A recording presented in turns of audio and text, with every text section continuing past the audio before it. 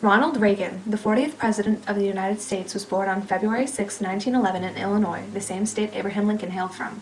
However, he was not groomed from a young age to take office. In fact, his formative years were quite the opposite. Reagan went to high school in Dixon, enjoying the football team and drama club, and went to Eureka College afterwards. He went on to become a sports broadcaster, and through an odd twist of fate, Reagan was cast in a film as an extra. He was so loved by the audience that he forwent the life of a broadcaster and became an actor, starring in 54 movies. He was wildly popular. He became interested in politics when he was elected the president of the Screen Actors Guild, a union protecting the rights of actors and actresses. He ran to be president-elect of the Republican Party in 1968 and 1976, but failed. Finally, in 1980, he became the Republican candidate and beat Jimmy Carter by a landslide. Reagan's presidency defined him as a conservative icon. On March 30, 1981, John Hinckley Jr. attempted to assassinate Reagan outside the Washington Hilton Hotel, but he failed and Reagan was injured. A few years after he left office in 1989, Reagan announced to the public that he had developed Alzheimer's disease in the hopes of raising public awareness. He passed away in 2004 at the age of 93.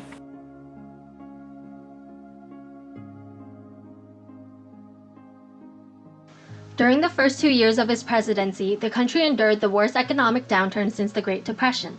Many people blamed it on Reaganomics, or the substantial reductions in government assistance and services coupled with tax cuts.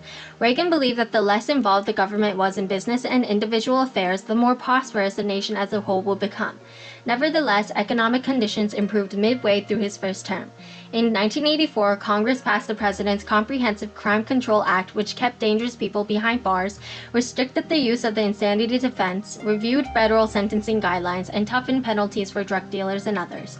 In addition, he became the first president to nominate a woman to serve on the U.S. Supreme Court and to address the issue of HIV and AIDS. He also called for a remedy to the educational quality with overall higher standards, parental choice, and merit pay for teachers and principals.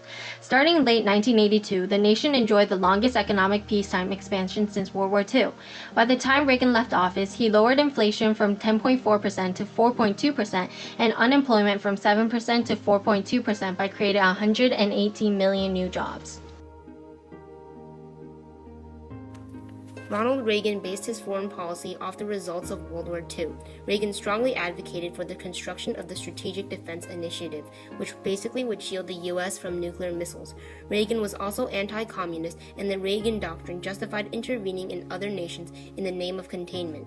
He tried to aid any faction that was struggling against communism. Reagan is famous for aiding the Contra rebels in Nicaragua in what would become the Iran-Contra affair. Even though Congress passed the Boland Act, which prohibited the U.S. from aiding the Contra rebels against the Marxist Sandinista regime in Nicaragua, Reagan remained adamant. He also sold arms to Iran regardless of the U.S. embargo on Iran. In the end, the funds that came from Iran were mostly diverted to Nicaragua. Reagan was quick to deny all accusations, but a poll revealed that only 14% of the American public believed him. Although the Iran-Contra affair was a major blunder, Reagan was able to mellow U.S.-Soviet Union tensions and sign the Intermediate-Range Nuclear Forces Treaty. By the end of his 2 terms, his talks with Soviet leader Mikhail Gorbachev, called Strategic Arms Reductions Talks, or START, essentially ended the Cold War.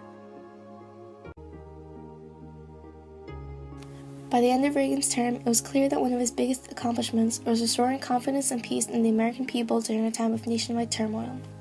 Racial tension, exploding crime rates, employment insecurity, and runaway inflation, defeat in Vietnam, and a sense that America's political institutions were no longer functioning were all issues that had spread a mentality of hopelessness among the nation. However, Reagan's slogan, "Morning in America," symbolized a new beginning for the U.S. His optimism and economic boom restored confidence within the country. Reagan set the standard that political figures can stick to their principles and morals and also view their opponents as loyal Americans.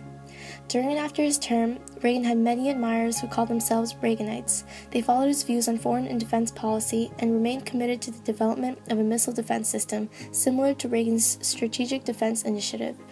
Reagan was credited for leading the conservatives out of the wilderness and into a democratic world. At the end of his term, Reagan left office as the most popular president in modern history.